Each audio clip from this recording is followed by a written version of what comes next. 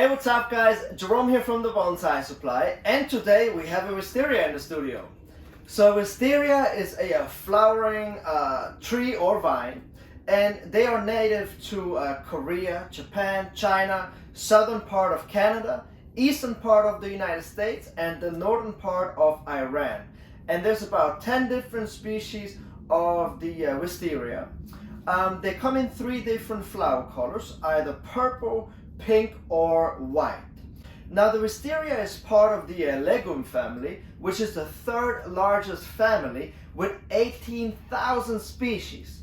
Wow, that's a big family. So there's no surprise, or it's actually quite surprising, that this tree is in the same family as like the tamarind, the acacia, actually the same family as the Brazilian rain tree, as a matter of fact, the redbud tree, and many more. So it's a huge species of variety trees. Now I find that the 3 most used species in bonsai are either the Japanese, the Chinese, or the American Wisteria. And the way that you can tell them apart is actually fairly simple. The American one has shorter clusters, they're more rounder, and they are really tight together, so they grow very closely together. Whereas the Chinese one actually flowers before it starts to put out any leaves. So that one is very easily identifiable as well. Now the Japanese one tends to have gigantic clusters. So the clusters of flowers that hang down can reach up to 20 inches. So they are really big. However, the Japanese one is the most fragrant one out of the 3. Alright, so the first thing that we're going to do here is actually defoliate the tree.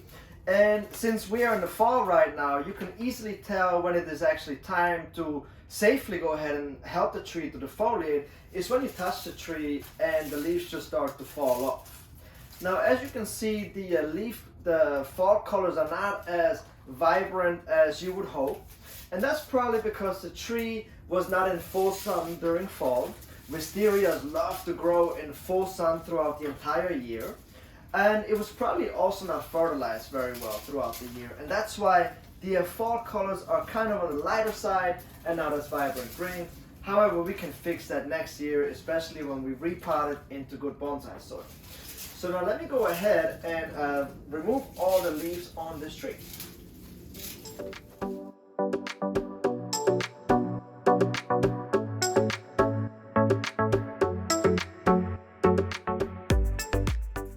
So now that the tree is defoliated, we get to see the entire structure and we see what the tree has to offer now, and we can come up with the best way of giving this tree its very first styling.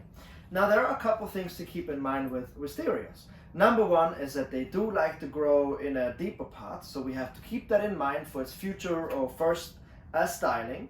Also that Wisterias are most of the times styled in a weeping style, just because the foliage naturally weeps. So with that in mind, we can go ahead and come up with its first styling. And so what I usually like to do at this point is I actually like to take it out of this pot, take a chopstick, and then just remove a little bit of the soil around the perimeter, just to see what the root structure looks like, which will then give me an idea of how to style this tree.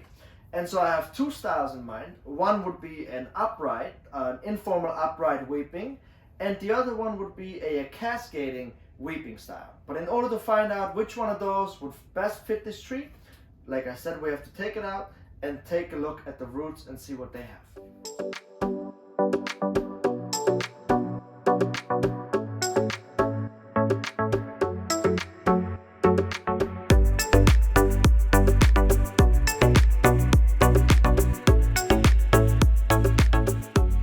So as you can see, the root ball is extremely healthy. There's so many fibrous roots, which is a really good thing. It makes my job a lot easier next year when I start to train this tree as a bonsai.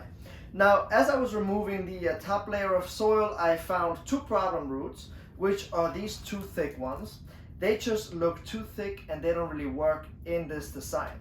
However, I'm going to remove these 2 roots next spring. And actually all of the other roots are really nicely flared out. Now, as I was working down the roots, I thought of a new way of styling this tree before I set either a informal upright or cascading. However, the roots kind of suggest more of a slanting style, kind of like that, like a slanting and weeping style all at the same time. And I actually it just so happens that I have the perfect pot for it. And so this is the pot that I thought I would use to put this tree in. It is big enough, and I can actually even do it now. Now, a couple things to look out for here. So the reason why I can do it now is because there's almost no soil in here. This root ball is so compact, it is so root bound, and also I just have to shave down a little bit of the outside and a little bit of the bottom, which is already loose, and then I can fit it into its new pot already, which is a huge bonus, and then just fill it in with good bonsai soil. So we're gonna go ahead now and first pot it into this pot, and then we're gonna go ahead and style it.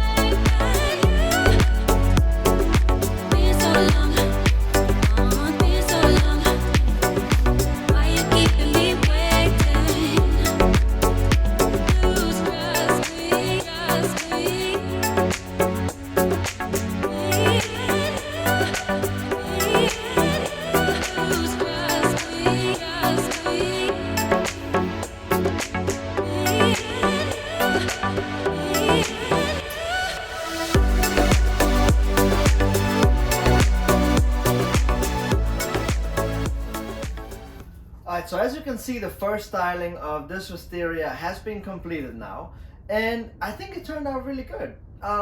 It is very dramatic, it has a really nice sweeping effect.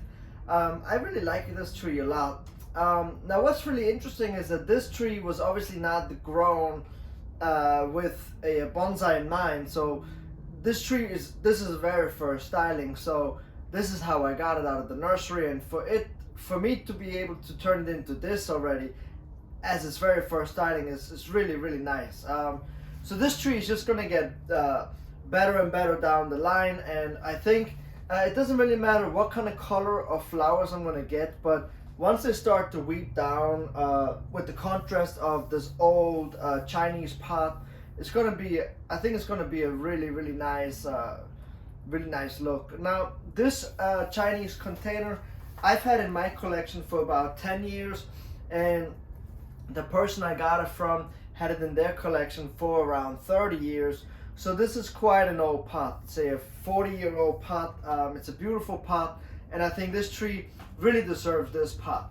Now keep in mind, when I repotted this tree, all I did is I just shaved down the edges of the root ball, and this was perfectly fine to do so. As you saw, the roots were very fibrous, it was root bound, so therefore it was absolutely okay to do that. And I just shaved down the outside, took a little bit off the bottom. This was essentially a slip potting, nothing more, nothing less. So I really don't have to worry about that.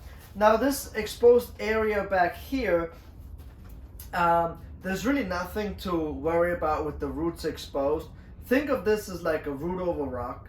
The roots that are in the pot, they will continue to grow, will continue to thicken up. This edge right here, as this will start to dry up, I will just be able to take a chopstick and work this down in the next couple weeks, 2 months. And then I don't have to repot this tree again for another 2 to 3 years probably, because in the corners, they're completely empty. So I can let the tree fill out this pot in the corner. So this will totally be fine for about 2 to 3 years. I'm basically gonna keep it inside my greenhouse. This is an unheated greenhouse, so this is separate from where my tropical trees are, and I'm gonna keep it in here right around 28 degrees Fahrenheit. And once the temperatures start to wake up in the spring, I'm gonna turn it up, the heater, and then keep all the trees inside the greenhouse above 40 degrees, and then they can wake up safely. So I hope that you guys enjoyed today's video. If you guys have any questions regarding Wisterias or anything else, please comment below. Make sure that you subscribe to our YouTube channel if you haven't subscribed already, and I will catch you guys next time.